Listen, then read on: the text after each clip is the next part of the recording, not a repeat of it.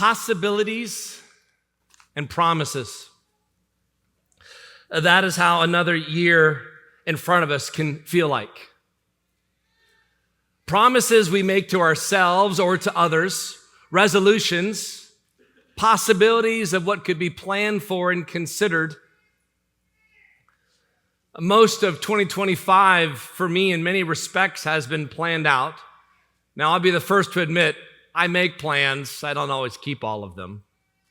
I trust I'm not the only person in this room who has that same testimony. But from sermons coming in the weeks and months ahead through 1 Peter, to thinking ahead to places like Clarity Camp, the summer youth camp that Grace Church Youth and many other churches go to in Central South Carolina at the end of June, and other places and plans, there are indeed all kinds of possibilities of what's ahead for us.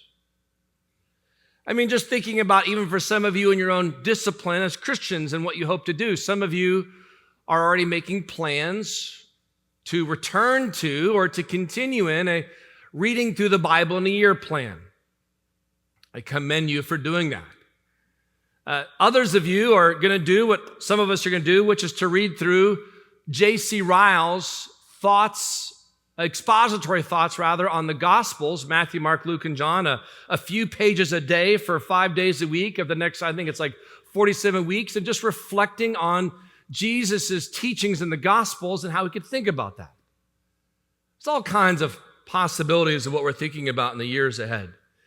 But it's not just simply in the years ahead or the months ahead or the weeks ahead. It's just the idea of anniversaries in general. The end of a year. Sometimes it's like this in marriage. We celebrate anniversaries. We've made it another year. Hoping, praying, planning that we might make it another year in marriage for those of us who are married. For others, it's a celebration of a birthday. It's the reminder and that annual observation of the gift of life. For others, it's your class reunion. How many years has it been since you graduated kindergarten? I feel like we should be honoring that since we have these kindergarten graduations today. I've never quite understood that, while somehow we've kind of lowered the standards where we've gone from a college graduation to high school graduation and actually celebrating kindergarten graduation. Like, is it that hard these days that we're celebrating kindergarten graduation? That's a stressful event. I don't know. I mean, we have these class reunions. Can you imagine a class reunion of a bunch of fellow former kindergartners together? Telling that to your friends, what's coming up in May. I'm going to my class reunion. Oh, from high school? No, from kindergarten. That would be quite a response, I'm sure, from some of your friends. Maybe it's a year's worked at a company. I know in today's age, many young adults trade companies and that they work for like they trade shoes. But others commit to a company and stay with it, and there's the benefits that come from that. Well, these anniversaries are markers. Memories are reflected upon them, and plans are made for more of them. Well, now with this new year of 2025 almost in front of us, today, after all, being December 29th, 2024, here's the question. What does it look like to look back at this last year and to look ahead to this coming year to assess and direct us? Well, to help orient this perspective, let me ask you to open your Bibles to 2 Corinthians. 2 Corinthians is the text I want us to be in. Now, for those of you who are new to the Bible, over 40 different authors writing over a span of 1,500 years in primarily two languages, Hebrew and Greek, with a spattering of Aramaic in there, with one central theme, because as Peter would say himself in 2 Peter, there are both human authors, but then there's also one divine author orchestrating writing. Well, this is one such contribution. Paul, at one time a persecutor of Christians, he wasn't just a non-Christian, he was a hater of Christians. He would plan for their arrest, persecution, and potential death. And now, surprise of all surprise, not only has he put away those old ways, but he actually is being persecuted himself for being a Christian. And he spends then these latter years of his life living as a Christian and helping others come to know Christ, starting what we refer to today as planting churches and strengthening them through writing to them. And this letter to the 2 Corinthians is such an example of a church he spent time with. Even as we heard earlier today in our reading from Heather, we saw that he was originally at the city in Corinth, there as their pastor, their founding pastor, for a year and a half. And then God called him on to keep doing more work. But he would write them after having left being with them. And 2 Corinthians is the second installment of this. Now, 2 Corinthians is really kind of dealing with all these attacks against Paul. Paul has definitely got a ministry that's not based on popularity. His popularity is like the weather. It changes quickly. And he knows it has to be built on something else. Describes his ministry in 2 Corinthians chapter 5, in the beginning of verses 1 and following. He talks about how he's alive here, living for the Lord, and yet desires to be with Christ in a similar way in Philippians 2. It says in verse 7, we walk by faith, not by sight. Verse 8, we would rather be away from the body and at home with the Lord. Yet, verse 9, we make it our aim to please him. He goes on to describe his ministry in verse 11, a ministry of reconciliation that's not unique to him and the other spiritual leaders, but common to all of them, as he describes the reality of this. And that takes us to our text this morning. Now, as we come to our text, verses 14 and 15, I want to come to this text by asking you two questions. And these questions will frame these two verses. Question number 1, who loves you? Who loves you? Now, with that said, look at verse 14. Paul says, for the love of Christ controls us, because we have concluded this, that one has died for all, therefore, all have died. And he died for all, that those who live might no longer live for themselves, but for him who for their sake died and was raised. Verse 14 brings us to that first question, who loves you? Friends, when you consider verse 14, I want you to consider verse 14 in light of your days ahead, because of what he has already done in your past, for those of you who are Christians. Verse 14 is a verse about perspective because of a person. Paul introduces to the Corinthians a perspective that we need to have ourselves as well. Look back at verse 14. He says, the love of Christ controls us. Paul is explaining here why he was devoted to service to God and service to the Corinthians. He's explaining what is the motivating reality here. Now, some people have asked the question in verse 14, what is the sort of understanding of this phrase, love of Christ? Is this a love for Christ? Is that what it means by love of Christ? Or is this a love from Christ? And that's what it means to have a love of Christ. Or is it both? I think the context helps us. The context in verse 14 and then verse 15, you could say is both. Look at verse 14. He talks about this love of Christ in verse 14. He says, because we have concluded this. What is it he's concluded? That one has died. Now watch how many times he says died in these two verses. He has died for all, therefore all have died. He has died for all, that those who live might not no longer live for themselves, but for him who for their sake died and was raised. 4 times in 2 verses, Paul keeps referring to Jesus' death.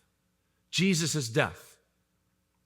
The first orienting reality of here is that Jesus died for them. This is a remarkable statement.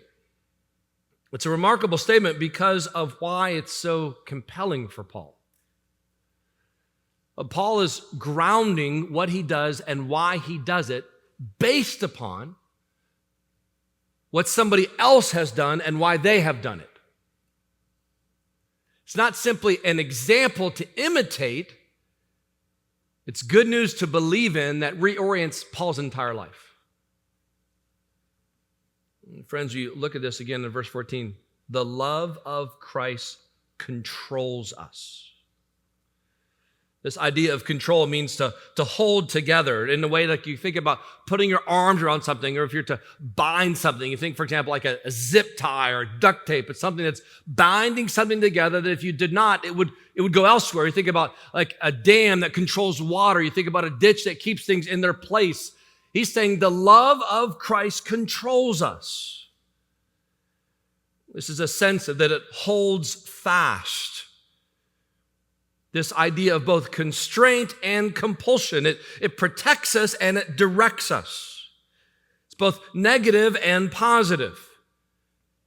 This love of Christ restrains us from being self-seeking, and it keeps us from selfish motives as we think about something else, someone else. Think about this dual notion here of constraint and restraint. It is controlling us. What I want you to see here is that it is the love of Christ that is keeping Paul from living for himself, and it causes Paul to pour out his life for others. Saying it differently, Paul is saying the gospel has saved me from an egocentricity to Christocentricity, meaning from being centered on myself to now being centered on Christ. And I am that way because of the love of Christ, which is what he goes back to here in verse 14 and again in verse 15. He died. He died. Verse 14, verse 15. You'll notice this phrase here. He has died for all. May I remind you of even what I read to you earlier in Romans chapter 10, the significance of this.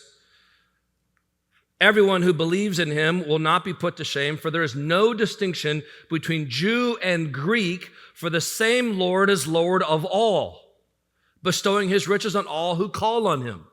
There are not two different ways to be saved. There's not salvation for Jewish people, but not for non-Jewish people. He's saying, hey, there is salvation for all through Christ.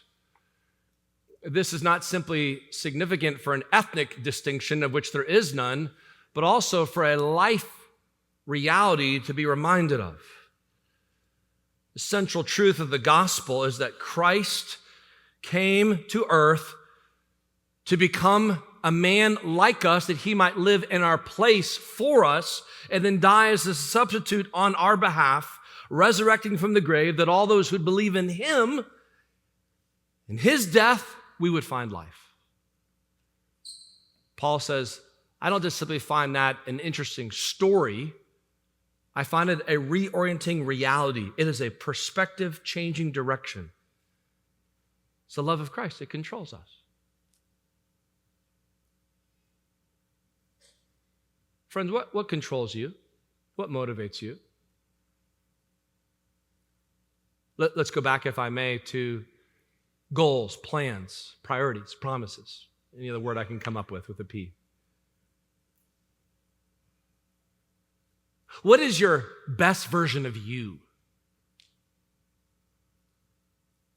What is the ideal picture that you would dream about? Perhaps it's financial security. Perhaps it's relational stability. Perhaps it's social activity. Perhaps it's personal beauty.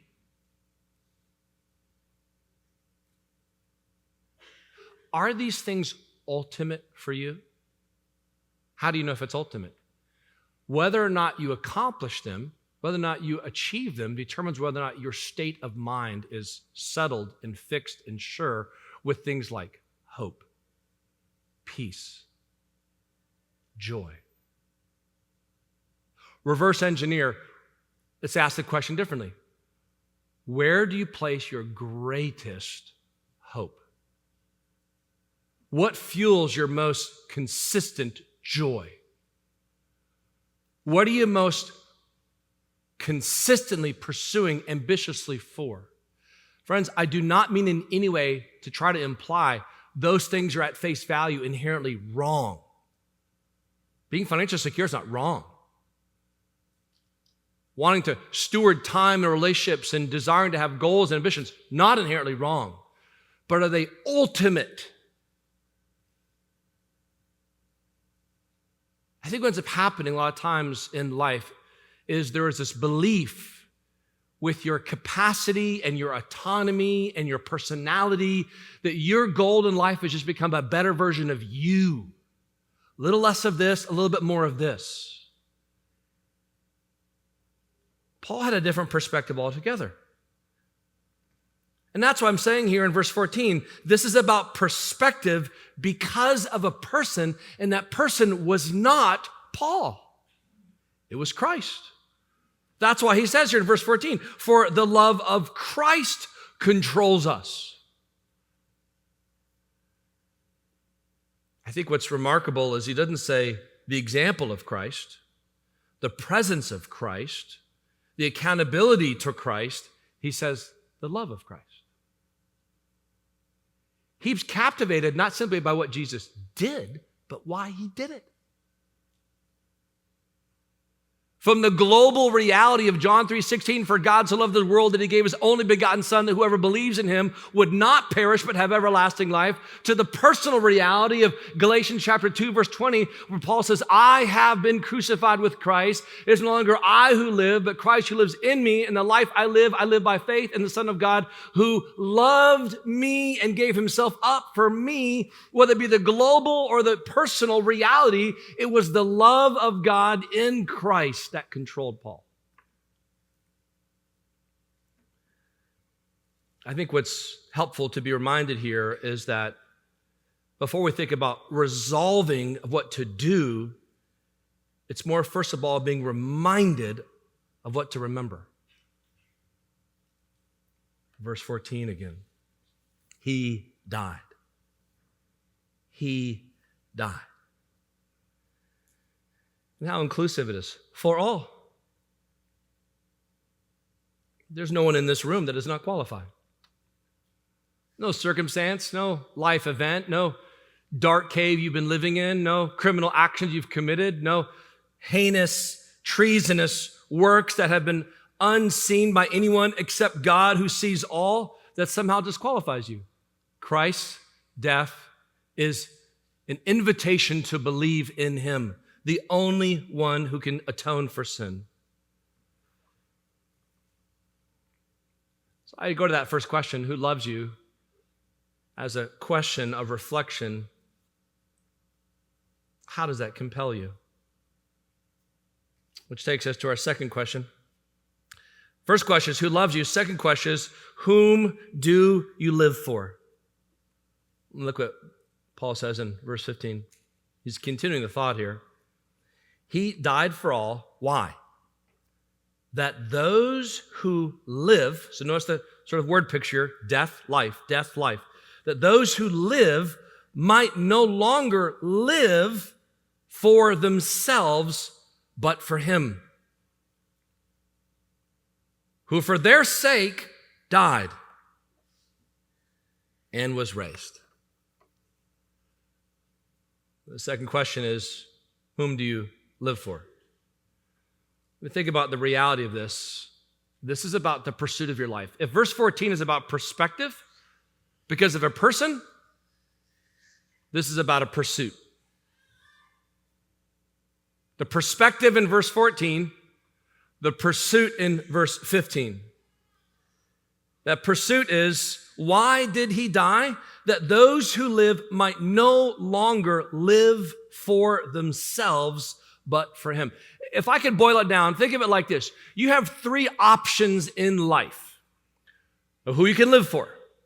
And let's just go through them rather briefly, if I may. Number one, you can live for yourself. Number two, you can live for others. Number three, you can live for God in Christ. Option one, you can live for yourself. Option 2, you can live for others. Option 3, you can live for Christ. Let's consider those options. Living for yourself is sort of a me first mindset. Now, you can come at this different ways. Some of it come at it very overtly selfish. Some of it come out of it kind of covertly selfish in this way. Overtly like, well, me first, kind of like it's my time, this is my life, this is my money, this is my career, this is my accomplishment. I really am as good as you think and even better. Other times, it's like, no, I'm thinking of me first, but in a kind of a perverse sort of way. I'm thinking of me because in order to think of you, I got to think about me first, rather. And that's how sometimes counsel of the world goes today. You can't love others until you love yourself first. But the Bible, here's the key, the Bible assumes by default self-love. You think an example of this in Ephesians chapter 5, where Paul is talking to husbands, and he says, husbands, love your wives like Christ loved the church, for no one ever hated himself, but loved himself in church. He's like, listen, you get self-love. He's like, I'm working for husbands on that perspective, how to use that as a reference point. You provide for your needs. You might provide for them unwisely, foolishly rather, sinfully, corruptly, but yet you still focus on yourself. Living for yourself is a way that many people want to choose to live. But think about just logically, not even biblically, just logically. If you focus solely on yourself, this can lead to a lack of happiness and contentment, absence of fulfillment. This is why a lot of people would identify with a number of features to living for yourself. Number one, a lack of connection. We are inherently made by God to be social beings, intended to be in relationships. The more we withdraw from relationships by our own decisions or disasters taking place in our life in the past, we will increasingly over time have a lack of connection. And therefore, when we need it, a lack of support. We'll also have a level of guilt and self-doubt. Constantly prioritizing ourselves over others can lead to this sense of guilt and doubt of the decision being made when you're faced with situations of, should I help another or should I help myself? What should I do? What I want to do versus what I'm being asked to do. It also creates a rather limited perspective. I'm reminded of Proverbs chapter 4, verse 7. It says, the beginning of wisdom is this, get wisdom. What's Proverbs saying there, or Solomon's teaching under the inspiration of the Holy Spirit, you are not the embodiment of all knowledge and wisdom. You have to seek out others. But for someone who lives for themselves, increasingly over time has a very inward perspective, limited in their understanding. It also creates a level of selfishness by which reorients the world around themselves. Strange relationships. You think about the reality of this. I don't know how many of you have ever heard of acromegaly. I had to look that word up. Acromegaly. It comes as a tumor on the pituitary gland. Your pituitary gland is this gland in your body that produces the growth hormone. And what ends up happening when you get this tumor is that your growth hormone of the pituitary gland becomes hyperactive. And you can see this non-cancerous tumor is being active on somebody because you'll see this abnormal growth in their hands or their feet or their facial features. It's causing this overproduction of a specific hormone. Now, this is what happens when people choose to live for themselves. It's not as if they should deny responsible care, food, sleep, exercising patterns and practices of wise stewardship of life. That's not the problem.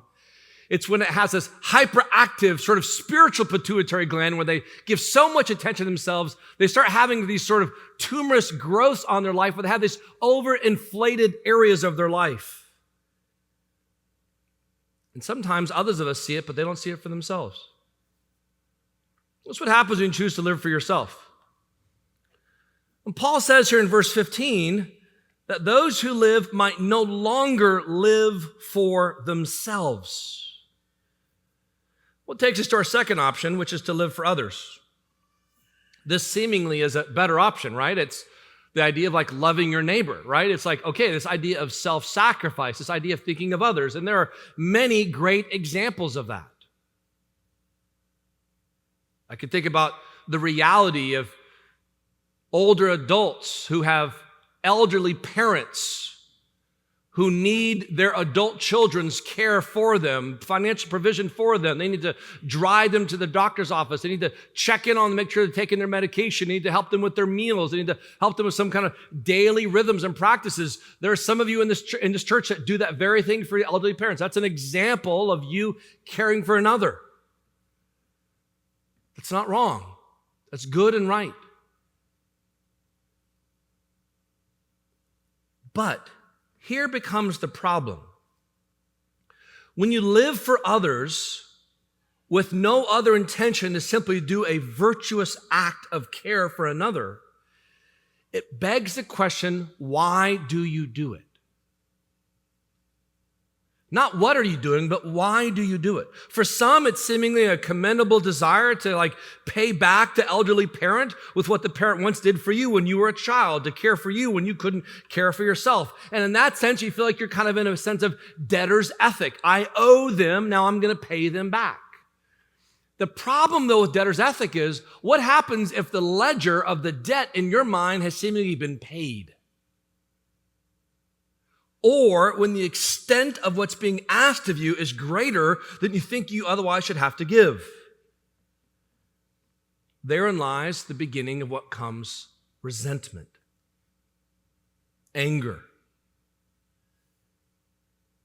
a sense of entitlement. I know that there are some adult kids who love their parents as a way to posture themselves with their elderly parents, that the elderly parents, when they die, might favor one child over another with their retirement, with what's given to them in a will. But even in a more virtuous way of being a very kind person who does any number of acts for others, as so many in this very room do, it begs the question, what happens if I ask you to serve another person repeatedly, time and time and time and time and time and time and time and time and time again, and that person does not only not keep up with serving you back, but does not keep up in thanking you. In fact, at times, not only does not thank you or keep up, sometimes slanders you,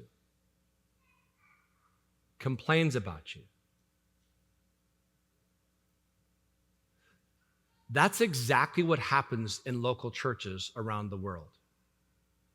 When we're called to love each other, but we have in our minds, if not in the back of our Bibles, a ledger that says, I'm keeping score on what I believe I deserve in response to what I have done.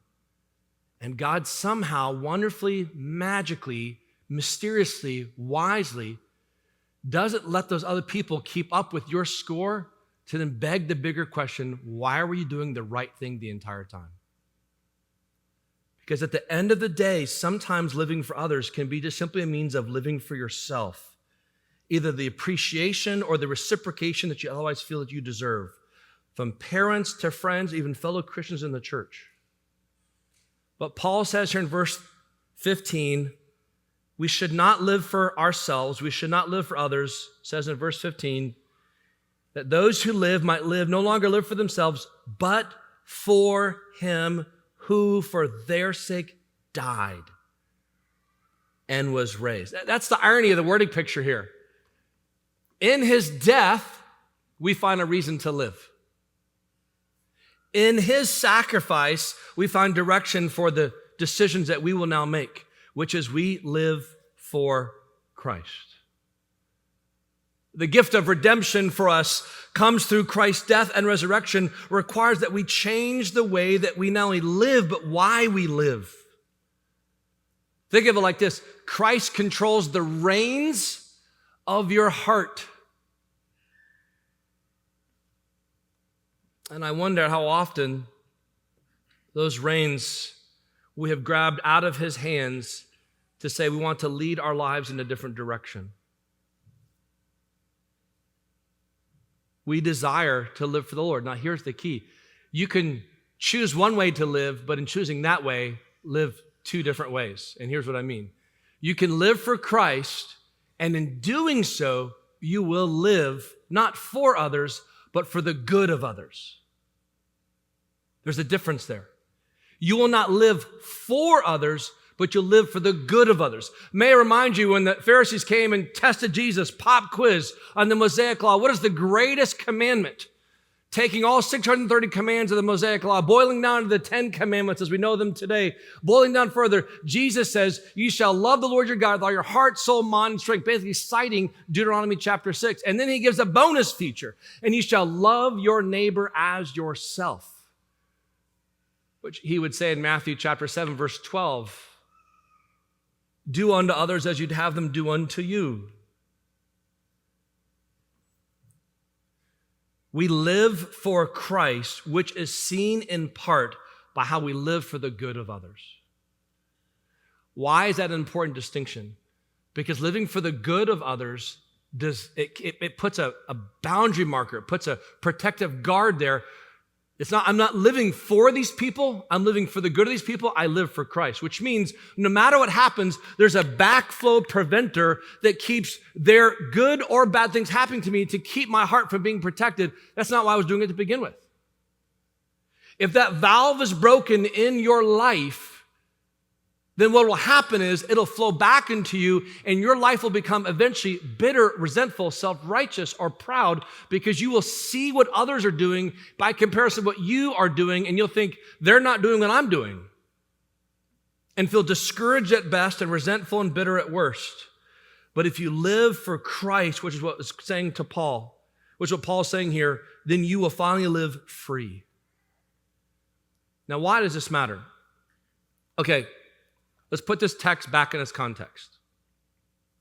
Paul's the writer, under the inspiration of the Holy Spirit, talking to a church that was planted by Paul, that he gave himself to be there for over a year and a half, planted, started the church, pastored them, loved them, cared for them, writes them in 1 Corinthians after having left them, learning about, man, this church that I've pastored, I wish I could have stayed longer, but I couldn't, but they've got a lot of issues. And so he addresses in 1 Corinthians all the issues that he has to deal with.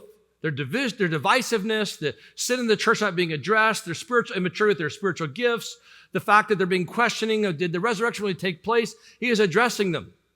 And you think, okay, they got that letter. They will now have shaped up. He will have talks him sent to them, and they'll be good to go. By the time 2 Corinthians comes on the scene, the second letter he writes to them, they're now questioning his apostleship. Other teachers have come after Paul and are basically saying, hey, Paul's not the real deal, we're the real deal. And so Paul in 2 Corinthians has to give a defense of his apostleship. Friends, let me just tell you something. If there's anybody who would have a history of having loved people, it would be Paul. And if there's anybody who would have a history of having loved people that did not love him back, it would be Paul. Back to verse 14, though, he says, the love of Christ controls us. So here's how you audit your questions. Remember the questions? Whom do you live for? You got to go back to verse 14. Who loves you? Who loves you? You go back to the gospel to motivate your life. Friends, I'm challenging each and every one of us here today. What does 2025 look like for you to be controlled by the love of Christ? Protected from yourself. No longer living for yourself, but now living for Christ by how you live for the good of others.